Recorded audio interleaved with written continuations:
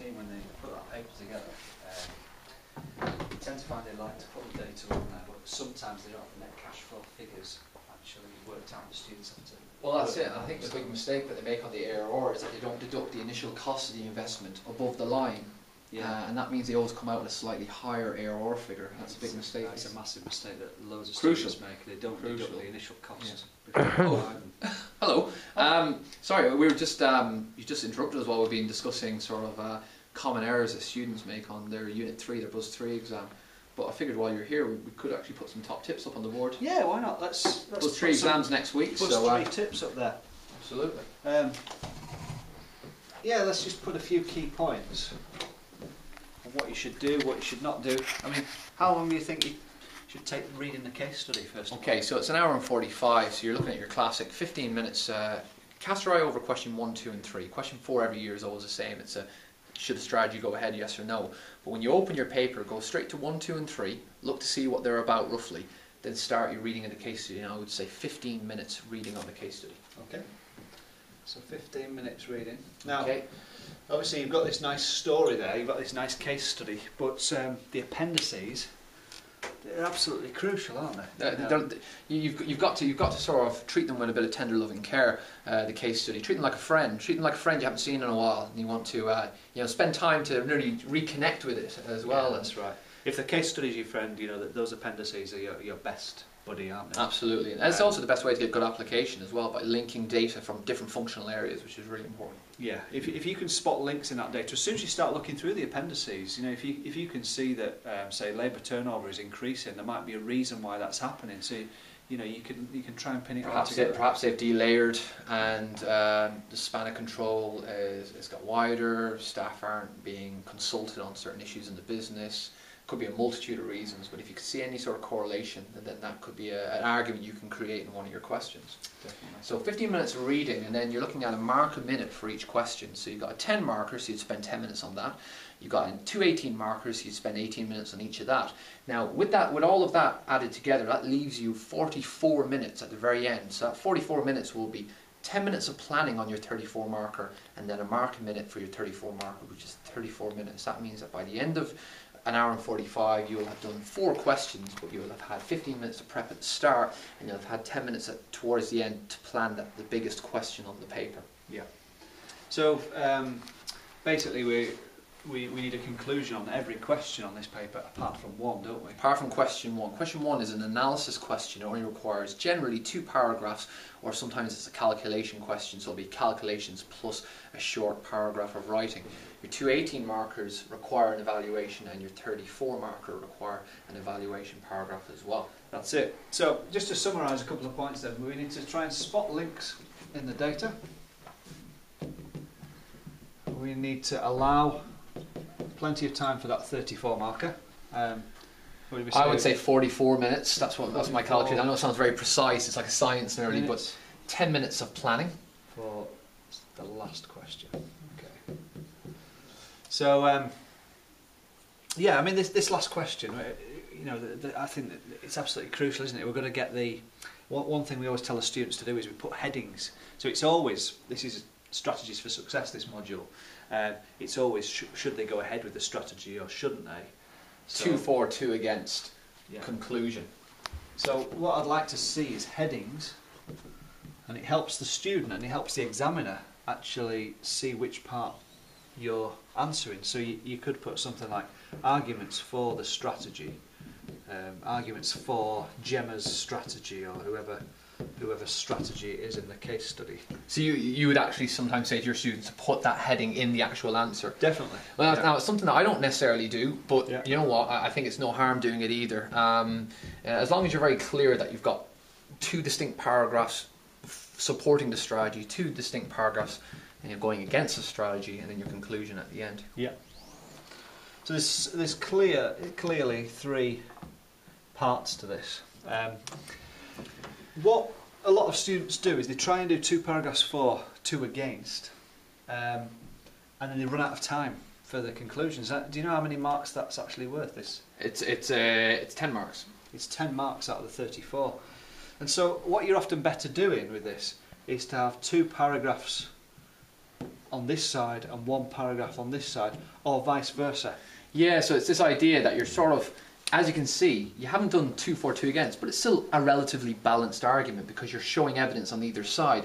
But crucially, you've got to get to that last paragraph, because if you don't, you are losing out on potentially 10 marks of a 34 marker. That's it. All you're trying to do with these paragraphs here is to show the examiner that you can show good application and you can show good analysis.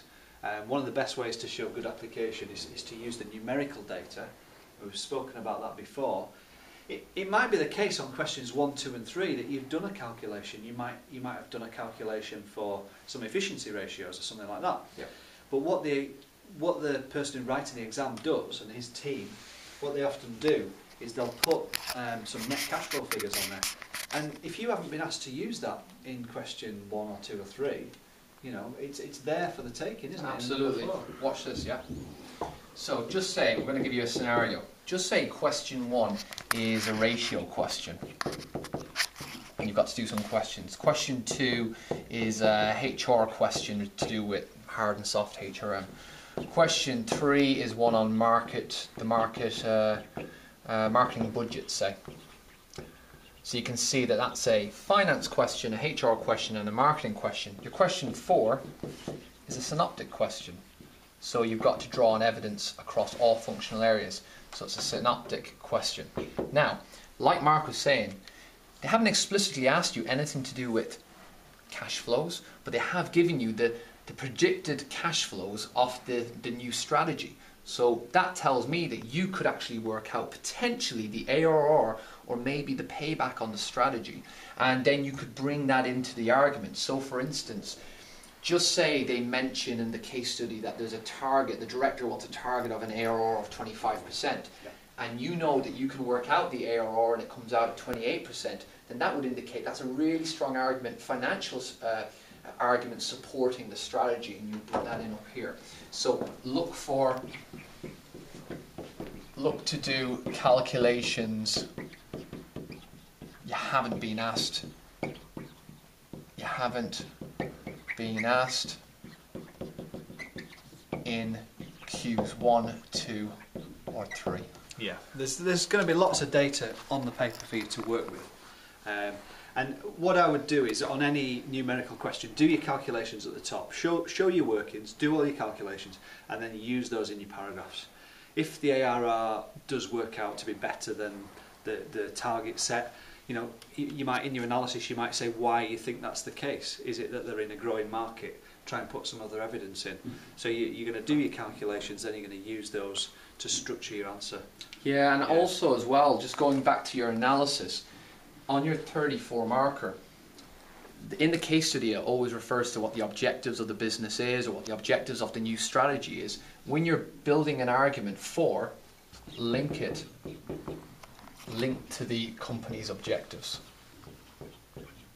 Yeah, because those will often be in the case study for you, won't they? So for instance, if the company's objectives is to expand their product portfolio, and the new strategy involves them researching new ways in which to make their product or bringing out new products, then clearly that is supporting the company's objectives. Yeah. Or if the company's objective is to be financially more secure, but they already have a high gearing, and then they're looking to take out a loan to finance this new venture, that could put them in a financially quite vulnerable position. That could be an argument against.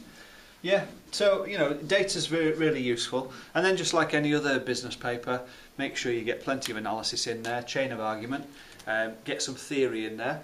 You can always apply ANSOF to a strategy because that's what ANSOF's model's about, so that shows the level of risk, and you should be able to get that into here as an argument for or against. Absolutely. On that point about ANSOF's matrix, something that my students do, and I think it's a bit of a worrying aspect of their writing, and hopefully they won't make this mistake again, is my students are comfortable with ANSOF's matrix. They understand it, and they understand the idea of risk, but what they do is they'll be very lazy in their analysis, and what they'll say is the business shouldn't go ahead with this strategy because it's an example of diversification and this carries a high risk, full stop.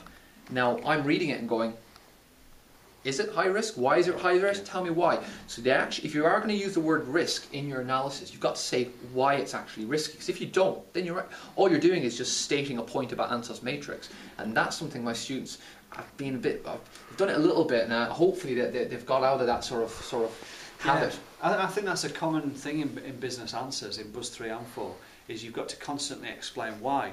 There's often this assumption that, okay, product development comes with a risk, but you know, you need to say this is because consumers are loyal to their existing products, their existing brands. The company might not have knowledge in this market with this product range, and you know, perhaps something like 4 out of 5 new products fail, and you can start building it up. It's exactly the same with gearing. A lot of students will say gearing at 50%, 60% is high, and this comes with a risk, but they don't say why. And also, it depends on you've got businesses that are highly geared, but it's not necessarily that risky, because if the business is profitable and it's got high market share, they can afford to be highly geared. Some of the largest businesses that we know on the high street are highly geared, but then if they're highly profitable, then it's not something they need to worry about. That's right. So with something like that, maybe they could couple the gearing ratio with the liquidity of the business and things like that. So it's all about trying to explain why and build up your answers. But we should have some decent meaty paragraphs. The conclusion at the end, as we say, is worth 10 marks, and it's worth just thinking about this. This conclusion on the 34 marker is slightly different to any other business paper. It starts off being the same. It starts off with your typical justified judgment. You're JJ Okocha. You're JJ Okocha. We all know him from back in the days of Bolton Wanderers. And what you're doing essentially there is you're saying that they should go ahead or they shouldn't go ahead with the strategy. You're making a decision and you're justifying it. Saying why. So what you're doing, you're prioritising some of the information from back here or here, and you're saying that some of this information is the reason why you think they should go ahead or they shouldn't go ahead. And I would try and justify it with 3 pieces of evidence there. 1 financial, maybe a marketing reason, and possibly a HR reason or something else. And the key thing is that these are bits of evidence that you should have talked about earlier. Don't bring new evidence into the conclusion. So I know that the BUSS3 examiner and his team, that's something that they'll be very, very strict on, because you're evaluating what you've already written before. Definitely. But once you've done that, you know, I think if you did that well, you probably can only get 5 or 6 out of 10. Yeah, it's a solid evaluation, but we want to go a little bit deeper on your. That's right. So what you can do is a couple of tips. One is you can say which is the most important factor. So you're prioritising these 3 that you've mentioned? Yeah, the most important reason for going ahead could be the fact that, you know, their existing return on capital is falling, and maybe this is because the market is in decline or something like that. Or you can maybe say most important is the fact that there's serious liquidity concerns. They're highly geared, and the fact that they've got they're highly geared, and plus the fact they've got a declining current ratio or asset test ratio. That would indicate they have poor liquidity going into a high risk strategy. Definitely. And then the final thing to do is some recommendations. Yeah. And you only want a couple of recommendations, but by the time you've read this essay, this case study, you've looked at all the issues, and it might be that the person introducing this strategy is going to move towards a hard HRM strategy or something like that. You might actually say, well, they should go ahead with the strategy, but perhaps they shouldn't go straight into a hard HRM approach because... And you can justify that because there's a strong union, for example. The high union presence and the changes they're trying to make are too radical, perhaps, or they could alienate the workforce initially. With your recommendations, you can also bring in this idea of short-term impact and long-term impact as well. Yeah. So you can say that although in the short term there may be some issues with convincing staff of taking on additional roles or trying to convince the staff that they go on a pay freeze for the first 2 years, however in the long term this strategy will generate significant revenue for the business provided the market research data is accurate. That's right. So you're kind of weighing up short term v long term. You're making it very much a 3-dimensional conclusion at the end. But I think the key to all the recommendations is that you only make a couple and you justify them. You don't say I recommend they do this, but you say I recommend they do market research because Ansoff said moving into a new market with an existing product is risky, and so they should do some more market research, or they should only perhaps open 3 shops in Romania before the 20 and this sort of thing. Yeah. So, you know, I think that would make a nice conclusion there, about 3/4 of a page, if possible. About that, really. I'm not gonna lie to you, that's really, really good. And I'd be quite modest as well, but I think that's some of the best pieces of work I've done in terms of like top tips. I think there's some really useful tips there. But we're putting this on YouTube for free, and I think personally we should monetize it in some way. Well, we should. We are business teachers, and you know. I think for this year we'll keep it on. We'll put let it for free. If the hits go over 2,000, then you know next year I think students are gonna have to pay for it personally. That's right. But these are the perfect tips for BUSS3. So enjoy, folks. Good luck in the exams. And there we go. 15 minutes reading. Spot the links in the data. Allow plenty of time for the last question. And then you got your headings for your 34 marker, and you've got this one up. This is one that I'm very proud of this point here personally. Bring in a calculation that you haven't been asked to do in the first 3. Okay, awesome. You can't put a price. You can't put a price on that, can you, Mark? You can't put a price on that. That's education for you. You know, we plant seeds, they grow. That's right. Fantastic. I'll tell you what. I've missed teaching these last few weeks. I'm going to go and teach a lesson next door, even though there's only 3 people in there. Well, there's only 3 people in there. There's 3 people in there. They're actually revising for biology, but I'm going to teach a little bit of investment appraisal to them. And even if they're not doing business studies A level, then they're going to have to listen anyways. Yeah. All right. Do you want to help me? Yeah, let's go. Let's go.